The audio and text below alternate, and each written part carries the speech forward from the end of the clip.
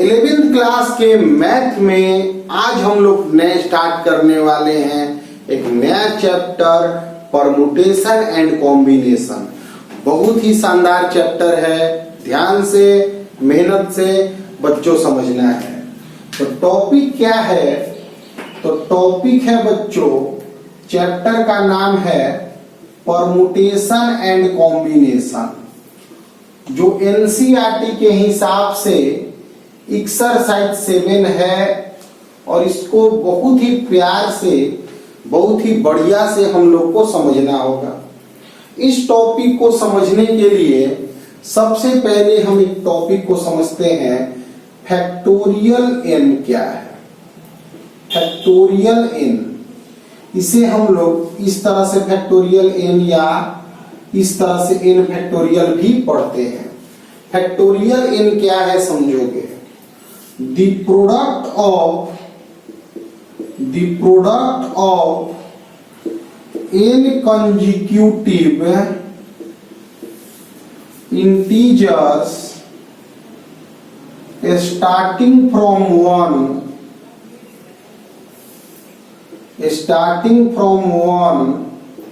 is called factorial n। समझो बच्चों, factorial इन क्या है? तो 1 से लेकर n तक के प्रोडक्ट को हम लोग फैक्टोरियल n बोलते हैं। फैक्टोरियल n बच्चों 1 से लेकर n तक का प्रोडक्ट होता है। n लगातार, कंसेक्यूटिव मतलब लगातार इंटीजर्स पूर्णांक का 1 से स्टार्ट करते हुए प्रोडक्ट को हम फैक्टोरियल n कहते हैं।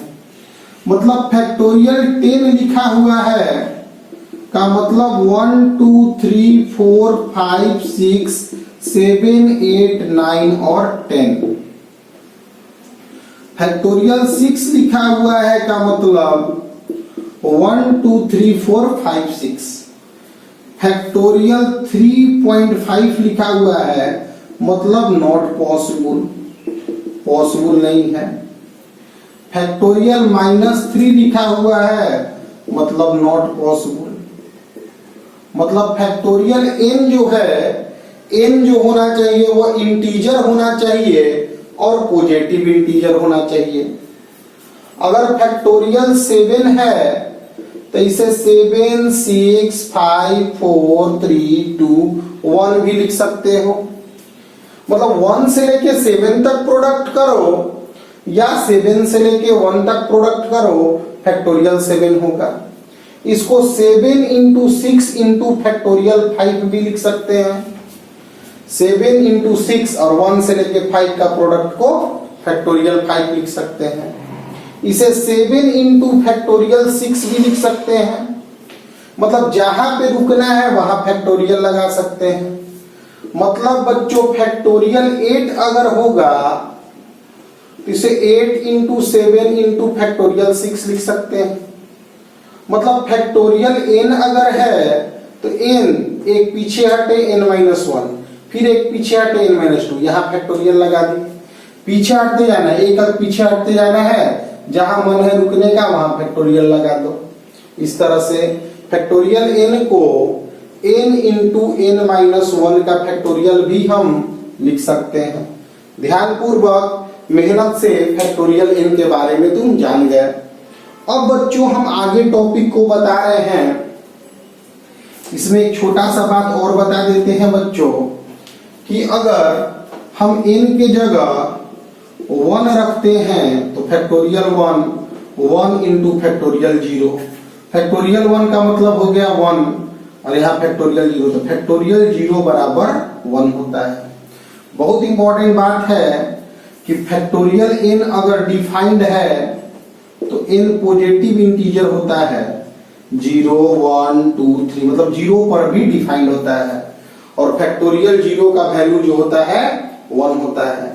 इसको इस तरह से भी देख सकते हो बाबू कि फैक्टोरियल 1 1 है, फैक्टोरियल 2 1 इंटू 2 2 है, फैक्टोरियल 3 1 2 3 है 6, फैक्टोरियल 4 है 1 2 3 4, मतलब क्या आ गया बच्चों 24, मतलब 4 से डिवाइड किए, 3 से डिवाइड किए, 2 से डिवाइड किए, 1 से डिवाइड करेंगे तो यहाँ 1 आ जाएगा।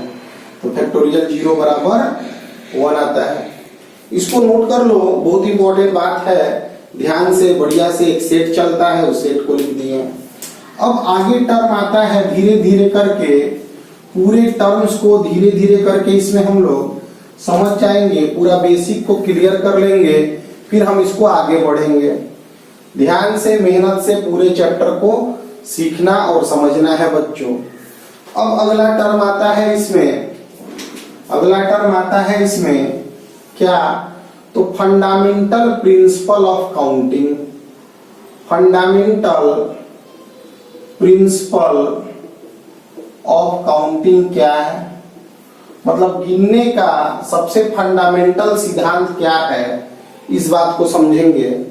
तो पहला इसमें बात है बच्चों मल्टीप्लिकेशन रूल। मल्टीप्लिकेशन रूल, इस रूल को लिखते हैं, ध्यान से मेहनत से समझना। ए वर्क, एक कोई काम है, ए कैन बी डन, देखो a work A can be done by m ways. एक काम है जिसे हम एम तरीका से कर सकते हैं। एक काम ए है जिसको हम एम तरीका से उस काम को पूरा कर सकते हैं। एंड ए वर्क बी, एक काम बी है, can be done by n ways. एक काम बी है उसको हम एन तरीका से कर सकते हैं, ठीक है। एक काम ए है जिसे एम तरीका से पूरा कर सकते हैं, एक काम बी है जिसे एम तरीका से पूरा कर सकते हैं। A work C which can be done when both A and B works. एक काम सी किया जा सकता है अगर दोनों ए और बी मिलकर काम करें। The number of ways of doing work C m into n ways, इसी को मल्टीप्लिकेशन रूल कहते हैं। इस रूल को ध्यान से बढ़िया से बच्चों समझोगे। एक काम है ए, वह एम तरीका से करते हैं। एक काम ए है जिसको एम तरीका से किया जा सकता है। एक काम बी है जिसको एन तरीका से किया जा सकता है। एक काम सी है, वह होता है जब both A and B works. जब बोथ ए और बी काम करता है तब सी होता है। जब बोथ ए और बी करता है तब सी होता है। तो सी के करने का तरीका एम इंटू एन वेज होता है। एक एग्जाम्पल से समझाते हैं। मान लो यहाँ कोई पी प्लेस है, यहाँ पे कोई क्यू प्लेस है और यहाँ पे कोई आर प्लेस है। पी से क्यू तक जाने का 3 रास्ता है और क्यू से आर तक जाने का 2 रास्ता है। एक काम ए है जो पी से क्यू तक ले जाना है। पी से क्यू तक जाने को ए काम कह रहे हैं। तो ए काम करने का 3 तरीका है, 1 तरीका, 2 तरीका, 3 तरीका। तो 3 तरीका से ए काम पूरा हो रहा है। बी काम है क्यू से आर तक जाना। बी काम है या ए काम है या बी काम है। बी काम है क्यू से आर जाना। तो क्यू से आर जाने का 2 तरीका है। एक काम सी है पी से आर जाना। तो पी से आर तभी पहुंचेंगे जब ए भी हो एंड बी भी हो। ए काम भी हो रहा है एंड बी काम भी होगा। तो सी जाने का तरीका देखो, 1 तरीका, हाथ देखना, 2 तरीका, 3 तरीका, 4 तरीका, 5 तरीका और 6 तरीका, यानी कि इसको करने का 6 तरीका है, 3 × 6। वैसे भी मल्टीप्लाई ऐसे भी डायरेक्ट भी कर सकते थे तुम, कि ए काम करने का 3 तरीका है, बी काम करने का 2 तरीका है। एक काम ऐसा है सी, जो तभी होगा, सी तभी होगा जब ए भी हो और बी भी हो। तो सी को करने का तरीका दोनों के द्वारा किए गए तरीका का मल्टीप्लाई होता है, इसीलिए इसे मल्टीप्लिकेशन रूल कहते हैं। बाद में क्वेश्चन बनाते समय और डिटेल समझ में आएगा, पहले नोट कर लो कि कोई काम ए है एम तरीका से कर सकते हैं, कोई काम बी है एन तरीका से कर सकते हैं, कोई काम सी है वह तभी होगा जब ए भी काम करे और बी भी काम करे। तो सी को करने का तरीका दोनों के करने के तरीका का मल्टीप्लाई होता है, इसी को मल्टीप्लिकेशन रूल कहते हैं बच्चों। फंडामेंटल प्रिंसिपल ऑफ काउंटिंग, तरीका गिनने का 2 नियम है। पहला नियम तो मल्टीप्लिकेशन रूल हम तुम लोग को समझा दिए। अब दूसरा रूल है बच्चों एडिशन रूल, उस रूल को भी समझ लो क्या है वह। तो दूसरा है एडिशन रूल, ध्यान से बढ़िया से बच्चों समझना है। एडिशन रूल क्या है समझो ध्यान से। A work A can be done by m which, एक काम है जो हम एम तरीका से कर सकते हैं। एक काम ए है जो हम एम तरीका से कर सकते हैं। एंड ए वर्क, और एक काम है B can be done by n which, और एक काम है बी जिसे हम एन तरीका से कर सकते हैं। एक काम ए है जिसे हम एम तरीका से कर सकते हैं, और एक काम बी है जिसे हम एन तरीका से कर सकते हैं। A work C which can be done when either A और B works। एक देखो, एक काम A है जिसे हम M तरीका से पूरा कर सकते हैं, एक काम B है जिसे हम N तरीका से पूरा कर सकते हैं, एक काम C है वह तभी हो सकता है जब या तो A काम करे या तो B काम करे। तो number of ways of doing work C बराबर M प्लस N वेज।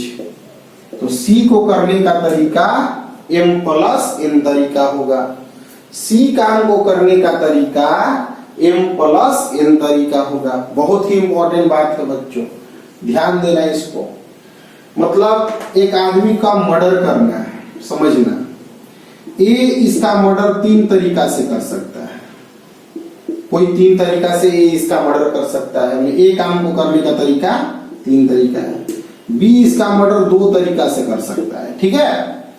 सी है कि मर्डर करना है, तो ए भी मार देगा तब भी मर जाएगा, और बी भी मार देगा तब भी मर जाएगा। बोले सी काम तभी होगा जब या तो ए काम करे या बी काम करे। तो ऐसी स्थितियों में इसको मारने के तरीका में एडिशन होगा, 3 + 2 5 वेज। समझो बच्चों कि ए इसे 3 तरीका से मार सकता है, बी इसे 2 तरीका से मार सकता है, तो टोटल मरने का तरीका क्या हो सकता है? तो 5 तरीका हो सकता है। तो या तो ए काम करे या तो बी, और के लिए प्लस लगता है, और एंड दोनों मिलकर काम करे उसके लिए मल्टीप्लाई लगता है। यही रूल है एडिशन गिनने का रूल। कोई काम ए है वह एम तरीका से हो रहा है, कोई काम बी है एन तरीका से हो रहा है, कोई काम सी है वह तभी होगा जब ए भी काम करे एंड बी भी करे, तो दोनों के तरीका का मल्टीप्लाई करेंगे सी के लिए। और एडिशन रूल में क्या है, ए एन तरीका से काम हो रहा है, बी एन तरीका से काम हो रहा है, और सी तभी होगा जब कोई एक आदमी काम कर दे। तो उसके लिए या तो ए करे या तो बी, तो या के लिए प्लस और एंड के लिए मल्टीप्लाई लगता है। बस ध्यान से मेहनत से समझना है। अब आगे बढ़ते हैं। परमुटेशन का डिफिनीशन क्या है? हिंदी होता है बच्चों क्रमचय, ठीक है, हिंदी से ज्यादा मतलब नहीं है, ध्यान से समझना है, ध्यान देना। each of different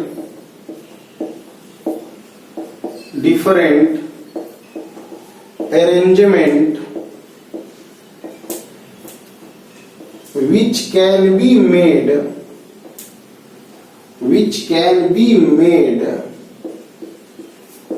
by taking some or all at a time which called permutation।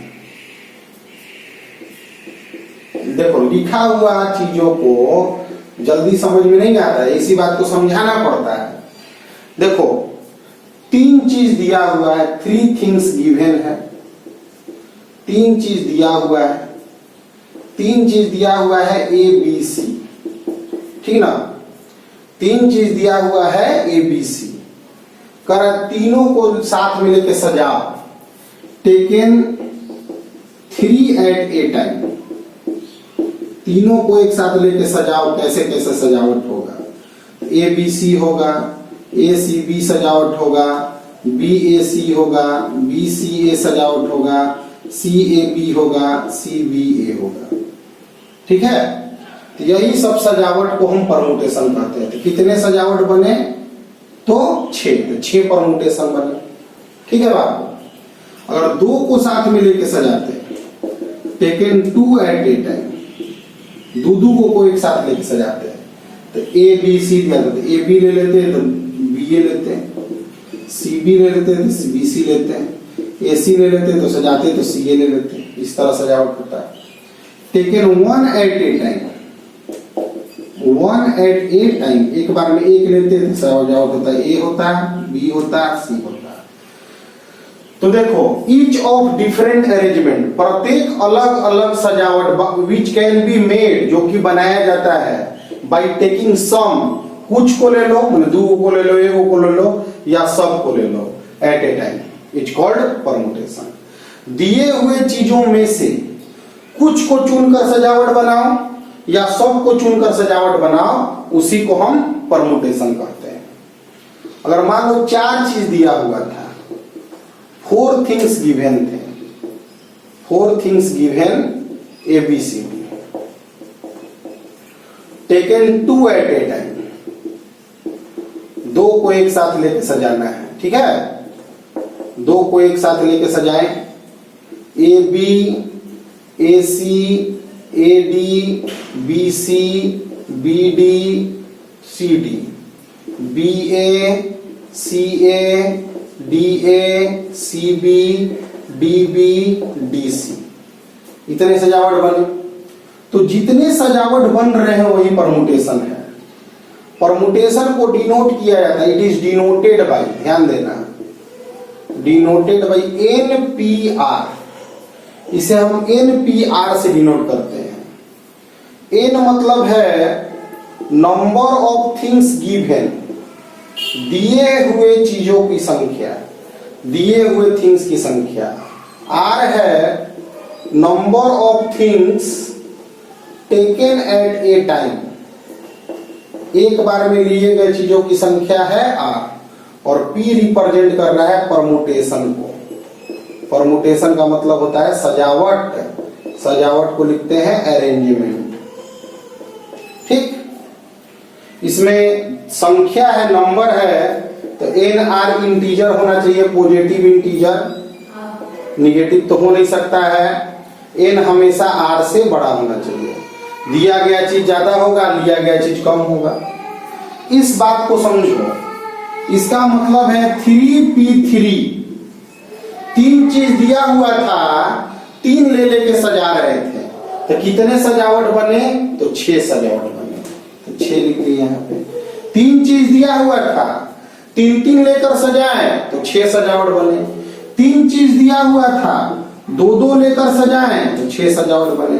तीन चीज दिया हुआ था, एक एक लेकर सजाए तो 3 सजावट बने। चार चीज दिया हुआ था, दो दो लेकर सजाए तो 12 सजावट बने। अब क्या फॉर्मूला है वह बाद में समझ में आएगा कि यहाँ 6 क्यों आया, यहाँ 6 का क्यों आया, 3 कैसे आया, 12 कैसे आया, यह बाद में समझोगे।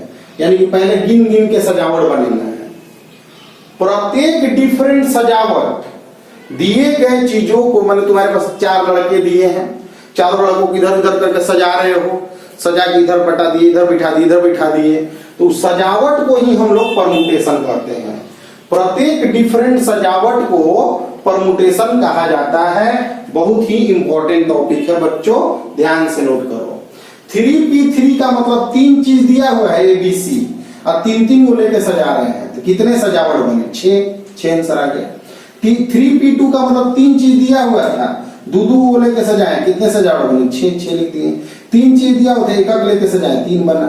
4 चीज दिया हुआ था, दो को लेकर सजाए, कितना अधिक से अधिक सजावट बना? 12। टोटल सजावट को हम परमुटेशन कहते हैं। नोट करो, बार बार रिपीटेड वे मोड में देखना और समझना। हटाते हैं इसको, धीरे धीरे करके चैप्टर क्लियर हो जाएगा बच्चों। बस थ्योरी शुरुआत में बढ़िया से पकड़ो, बढ़िया से एकदम चैप्टर समझ जाओगे। बस मैथ अच्छा सेक्शन है और उसके अच्छाई को समझने के लिए मेहनत करना पड़ेगा। रेगुलर वीडियोज अल्टरनेट डेज में जा रहे हैं, एक दिन मैथ एक दिन फिजिक्स। कुछ दिन के बाद हम लोग रेगुलर हो जाएंगे, तब तक के लिए तुम लोग मेहनत करके सब चीज को पूरा करो। सिलेबस खत्म हो जाएगा, इसका गारंटी है, यह सब टेंशन तुम मत लो बाबू, सब कुछ कंप्लीट हो जाएगा। कॉम्बिनेशन, अब कॉम्बिनेशन क्या है इस बात को समझो। परमुटेशन के बाद अगला टर्म आता है कॉम्बिनेशन। अब कॉम्बिनेशन क्या है इसको समझो। Each of different groups can be made by taking some or all at a time is called combination। प्रत्येक डिफरेंट ग्रुप, हर एक अलग अलग ग्रुप जो होगा उसे हम कॉम्बिनेशन कहेंगे, और हर एक अलग अलग जो सजावट होगा उसे परमुटेशन कहेंगे। इस बात को समझना।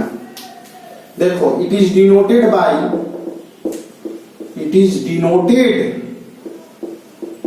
बाय NCR, जहां N जो है वह नंबर ऑफ थिंग्स गिवन है, दिए गए चीजों की संख्या है।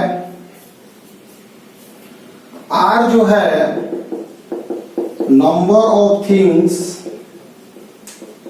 टेकन एट ए टाइम है, और C जो है वह मेरा कॉम्बिनेशन है। इस बात को बच्चों समझो। देखो, ध्यान दो कि अगर हम लिखते हैं, क्या क्या लिखते हैं इस बात को समझो, क्या क्या बताते हैं इस बात को भी समझो। ठीक, ध्यान दो बच्चों। अगर हम यहां से लिखते हैं कि गिवन चीज है 3, गिवन थिंग्स है ABC, ठीक है, taken 3 at a time. Group बनाने के लिए बोलेगा, ग्रुप तीनों को एक साथ लेंगे ग्रुप, तो ABC बस है कि पलट भी दोगे तो ग्रुप तो एक ही रहा ABC। ग्रुप का मतलब यह 3 एलिमेंट होने चाहिए, तो तीनों एलिमेंट तो हैं, तो 3C3 में 1 आया। 3 चीज दिया हुआ था, तीनों लेके ग्रुप बनाए तो एक ग्रुप बना, एक आंसर आया। अगर टेकन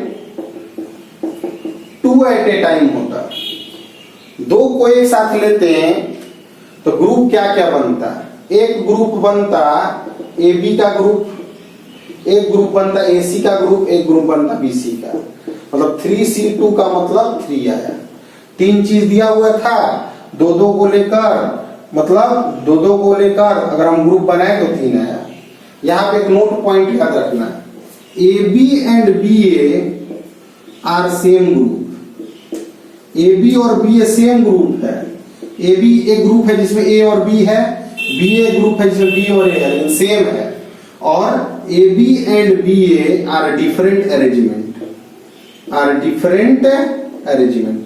तो सजावट में दोनों अलग अलग गिनाएगा, जबकि ग्रुप में एक ही होगा। इसलिए ए बी लिख दिए तो बी ए नहीं लिखेंगे, डिफरेंट अरेंजमेंट।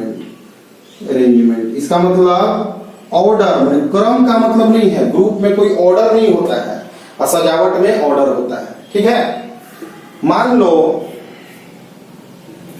तुम्हें ए बी सी डी दिया हुआ है, यह गिवन है, given things taken two at a time.